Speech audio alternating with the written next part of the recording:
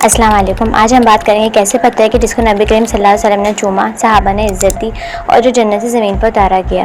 جی ہاں، ہم بات کر رہے ہیں حجر اسود یعنی دا بلیک اسٹون کی۔ حجر اسود کیا ہے؟ حجر اسود کعبہ کے جنوب مشرقی کونے میں نصب ہے۔ طواف کی شروعات اسی مقام سے کی جاتی ہے۔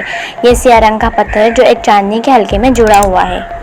حجر اسود کہاں سے آیا؟ حضرت ابن عباس رضی اللہ تعالیٰ عنہ فرماتے ہیں، حجر اسود جنت سے نازل ہوا تھا اور پہلے یہ دودھ کی طرح سفید تھا، لیکن لوگوں کے گناہوں نے اسے سیاہ کر دیا۔ مطلب یہ کہ پتھر جنتی ہے اور اس پر گنہگاروں کے ہاتھ لگنے سے ان کا رنگ بدل گیا۔ حجر اسود کی اہمیت کیا ہے؟ نبی کریم صلی اللہ علیہ وسلم نے خود حجر اسود کو چوما۔ حضرت عمر رضی اللہ تعالیٰ عنہ نے حجر اسود کو دیکھ کر فرمایا، اے حجر اسود، میں جانتا ہوں کہ تو ایک پتھر ہے، نہ نقصان پہنچا سکتا ہے نہ فائدہ۔ اگر میں نے نبی کریم صلی اللہ علیہ وسلم کو تجھے چومتے نہ دیکھا ہوتا تو میں تجھے نہ چومتا۔ یہ ہمیں سکھاتا ہے کہ حجر اسود کو چومنا ہے محمد رسول صلی اللہ علیہ وسلم اور سنت کی پیروی ہے۔ اسود کا موجودہ حال۔ آج حجر اسود 8 ٹکڑوں کی شکل میں ہے۔ صدیوں کے حملے، آگ، سیلاب اور سازشوں نے اس کو نقصان پہنچایا، مگر الحمدللہ آج بھی لاکھوں مسلمان حج و عمرہ کے دوران اس کو چومنے کی کوشش کرتے ہیں۔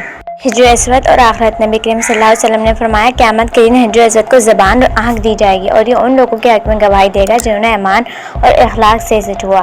یعنی یہ صرف ایک پتھر نہیں، یہ قیامت کا گواہ ہے۔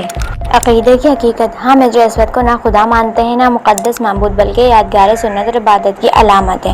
اس کو چومنا محمد رسول صلی اللہ علیہ وسلم اور شاعر اسلام کو تعظیم ہے۔ حجر اسود ہمیں یاد دلاتا ہے کہ دنیا میں سب کچھ فانی ہے، مگر وہ چیزیں جو اللہ اور اس کے رسول صلی اللہ علیہ وسلم سے جڑی ہوں ان کی اہمیت ہمیشہ باقی رہتی ہے۔ ہمیں چاہیے کہ صرف پتھر کو نہیں بلکہ اس پیغام کو سمجھیں جو حجر اسود ہمیں دے رہا ہے، اپنے دل کو سیاہی سے بچاؤ تاکہ جنت میں تمہارا مقام ہو۔ اگر ویڈیو پسند آئے تو لائک کریں، سبسکرائب کریں اور دوسروں سے ضرور شیئر کریں۔